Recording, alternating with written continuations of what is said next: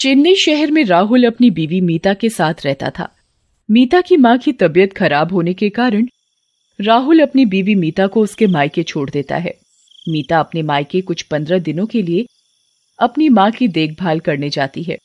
मीता अपने मायके में अपनी मां की बहुत सेवा और देखभाल करने के बाद जब उसकी मां की तबीयत ठीक हो जाती है तो अपने पति राहुल को फोन करती है। हेलो जी, कैसी हो तुम मीता? घर पर सब ठीक है ना? तुम्हारी माँ की तबीयत कैसी है? जी, घर पर सब ठीक है और माँ की तबीयत भी बिल्कुल ठीक हो गई है। मैंने इसीलिए आपको फोन किया था। माँ अब बिल्कुल स्वस्थ है, तो अब मुझे लगता है कि मुझे अपने घर आ जाना चाहिए। मैं यहाँ बहुत दिन रुक गई हूँ। ऐसा करो, आप मुझे यहाँ लेने आ जाओ। ठीक है, मैं कल ही तुम्हें लेने आ जाऊंगा। तुम सब पैकिंग करके तैयार रखना। जी ठीक है, मैं आपका इंतजार करूंगी। राहुल अगले ही दिन मीता को उसके मायके से लेने चला जाता है। मीता और राहुल घर से बाहर अपने घर जाने के लिए निकल ही रहे होते हैं कि तभी मीता की माँ बोल पड़ती है। बेटा राहुल, ध्यान से जाना, रात भी काफी हो गई है और आज वैसे भी अमावस्या है। अमावस्या की रात को भूत प्रेत का साया बहुत ज्यादा होता है। तुम दोनों बिल्कुल ध्यान से जाना, बल्कि मैं तो बोलूंगी तुम आज रात यहीं रुक जाओ, कल सुबह जल्दी निकल जाना। अरे नहीं माँ, मैं अब यहाँ बहुत दिन रुक गई हूँ। कोई नहीं, हम आज ही चले जाएंगे ध्यान से। देख लो बेटा, बस कुछ ही घंटों की बात है। रात बहुत ज्यादा हो गई है और तुम्हें जाना भी दूर है। बीच रास्ते में जंगल भी पड़ता है। वो सुनसान जगह बहुत डरावनी है। मैं तो तुम्हें यही बोलूंगी कि तुम आज रात यहीं रुक जाओ। नहीं माता जी, आप ज्यादा परेशान न हो। हम दोनों सही सलामत घर पहुंचकर आपको फोन करके बता देंगे। राहुल और मीता की माँ की बात नहीं सुनते और घर की तरफ निकल पड़ते हैं। बीच रास्ते में जंगल में एकदम से राहुल की गाड़ी खराब हो जाती है। अरे ये क्या हो गया मेरी गाड़ी को? अभी ही इसे खराब होना था क्या? अंधेरा भी इतना हो गया है। तभी मीता अपनी घड़ी में समय देखती है। घड़ी में 12 बजे होते हैं। क्या हुआ है जी हमारी गाड़ी में? देखो ना कितनी रात हो गई है। यहाँ तो जंगल में दूर दूर तक कोई नजर नहीं आ रहा। हम किससे मदद की गुहार लगाएंगे? तुम ठीक कह रही हो मीता। मुझे फोन करके यहाँ अब किसी को बुलाना पड़ेगा, तभी हम यहाँ से निकल सकते हैं। राहुल अपनी जेब से अपना फोन निकालता है। वो फोन को देखता है और हैरान और परेशान हो जाता है। ओहो, अरे क्या यार, फोन में नेटवर्क भी नहीं आ रहे। अब हम यहाँ से कैसे निकलेंगे? राहुल मीता को बोलता है। अरे मीता, तुम अपने फोन में देखना एक बार, नेटवर्क आ रहे हैं क्या? क्या पता तुम्हारा फोन कॉल लग जाए। मीता भी अपने पर्स से अपना फोन निकालती है। जी, मेरे फोन में भी नेटवर्क नहीं आ रहे। मीता अपने फोन में नेटवर्क देखने के लिए फोन निकालती है। तभी वो एक बहुत अजीब चीज अपने फोन में देखती है। मीता ये देख बहुत बुरी तरह से डर जाती है। मीता के फोन में वॉलपेपर खुद ब खुद बदल जाता है और एक डरावनी चुड़ैल का वॉलपेपर लग जाता है। अरे ये वॉलपेपर किसने लगाया?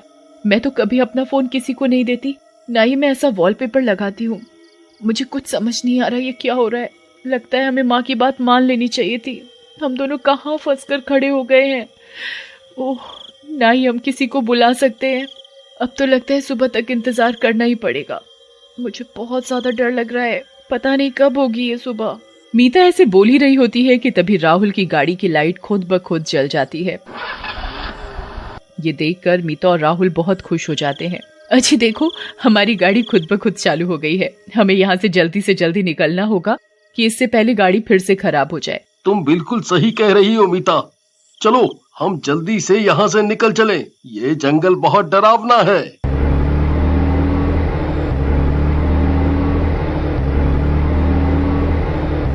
मीता और राहुल को ये लगता है कि उनकी परेशानी गाड़ी चलते ही दूर हो गई है, पर वो इस बात से अनजान थे कि उनका आगे रास्ते में एक बहुत बड़ी परेशानी इंतजार कर रही है।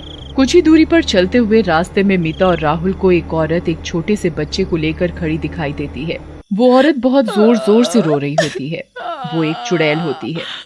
अरे कोई बचाओ, मेरे बच्चे को देखो क्या हो गया है। इसको सांस नहीं आ रही है। चुड़ैल बहुत जोर जोर से रो रही होती है। चुड़ैल को रोता देखकर राहुल, अरे देखो मीता, यहाँ रास्ते में ये औरत फंस गई है। इसका बेटा बहुत बीमार है। यहाँ दूर दूर तक इसकी मदद करने वाला कोई नहीं है। जी हाँ, आप सही कह रहे हो, हमें इसकी मदद करनी चाहिए। इसका बेटा बहुत बीमार सा लग रहा है। राहुल चुड़ैल के आगे अपनी गाड़ी रोकता है।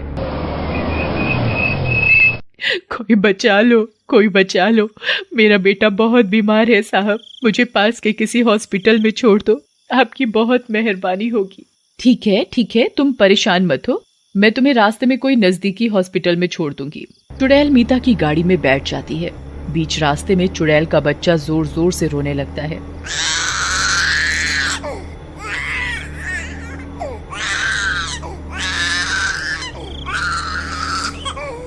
अरे ये बच्चा बहुत बीमार लग रहा है, ये इतनी जोर जोर से रो रहा है, लगता है मुझे गाड़ी और तेज चलानी पड़ेगी। राहुल बच्चे का रोना देखकर गाड़ी तेज चलानी शुरू कर देता है। राहुल की गाड़ी तेज चलने के साथ ही बच्चा रोना बंद कर देता है। ये देखकर मीता बहुत हैरान होती है।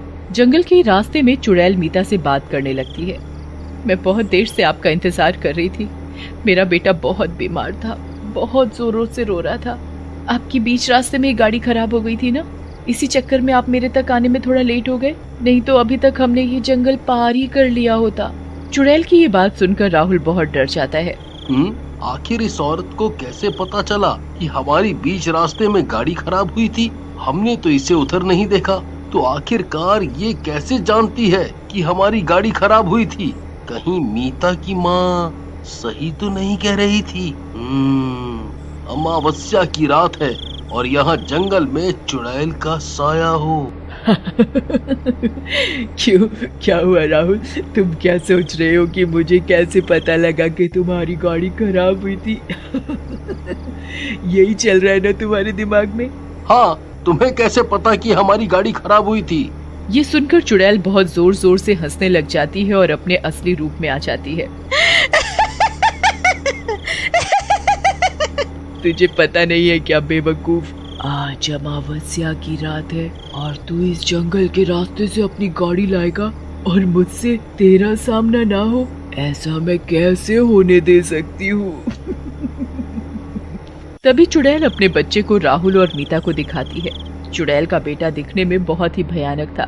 चुड़ैल के बेटे की दोनों आंखें बिल्ली की तरह चमक रही थी। उसके बेटे के इतने लंबे लंबे बाल थे और नाखून भी बहुत बड़े बड़े थे। सबसे भयानक चीज, चुड़ैल के बेटे के पैर उल्टे थे। राहुल और मीता चुड़ैल और उसके बेटे को देखकर बहुत ज्यादा डर जाते हैं। अजी माँ सही कह रही थी, हमें माँ की बात सुन लेनी चाहिए थी। ये चुड़ैल धोखे से हमारी गाड़ी में बैठ गई है, अब हम इससे कैसे छुटकारा पाएं? चुड़ैल और उसका बेटा मीता की बात सुनकर बहुत जोर जोर से हंसने लग जाते हैं। आज की रात तो मुझे कैसे भी करके एक इंसान जिंदा मारना ही होता है, इससे ही मेरी शैतानी शक्तियाँ बढ़ेंगी और आज एक नहीं दो इंसानों की मौत होगी मेरे हाथों से। आज तो डबल हो जाएंगी मेरी शक्तियाँ। आज तो इन दोनों मियाँ बीवी की मौत मेरे हाथ एक साथ है। चुड़ैल जैसे ही अपना हाथ मीता की तरफ मारने के लिए उठाती है, तभी मीता बहुत जोर जोर से हनुमान चालीसा पढ़ने लग जाती है।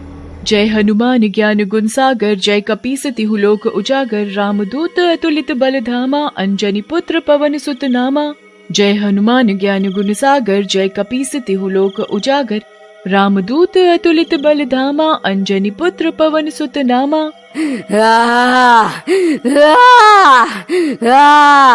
चुड़ैल मीता को हनुमान चालीसा पढ़ता देख बहुत जोर जोर से चिल्लाने लगती है।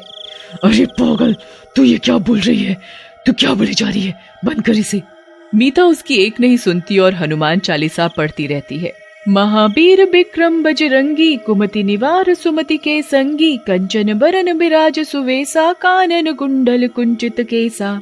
ए पागल औरत, चुप कर तू, क्या बोली जा रही है तू? पागल कहीं की, तू मेरी शक्तियों का नाश कर रही है, तुझे शर्म नहीं आ रही? मीता, तुम हनुमान चालीसा पढ़ना मत छोड़ना, मैं गाड़ी चला रहा हूँ। मैं कोशिश करता हूँ जल्दी से जल्दी इस जंगल से निकलूं और इस चुड़ैल से भी हमारा पीछा छूटे। राहुल की गाड़ी फुल स्पीड में भागी जा रही थी और मीता भी बिना झिझक के एक सांस में हनुमान चालीसा पढ़ी जा रही थी। मीता के लगातार हनुमान चालीसा पढ़ने से चुड़ैल गाड़ी में से भाग जाती है।